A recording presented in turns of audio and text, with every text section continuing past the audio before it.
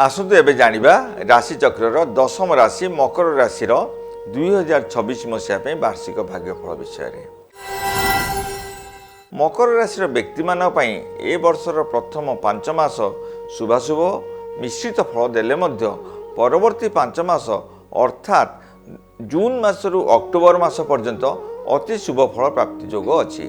तेबे नवेम्बर और डिसेम्बर अति अशुभ फल प्रदान करिवे। शनि वर्ष सारा शुभ हेले मध्य राहु और केतु अति अशुभ फल प्रदान करिवे। वर्ष आरंभरू छोट मोट समस्या बा अप्रीतिकर परिस्थिति देखादेले मध्य सर्वांगीन उन्नति और सौभाग्य वृद्धि परिलिखित हेबो।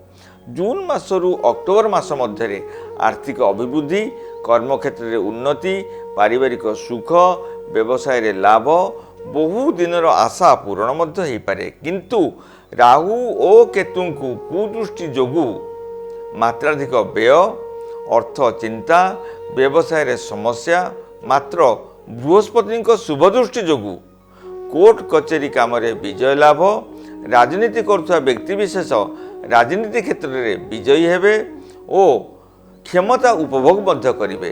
तेबे मन रखंतु वर्षर शेष 2 मास कौन सी अप्रीतिकर परिस्थिति सृष्टि हो पारे, तेणु सतर्क रहिया मध्य आवश्यक।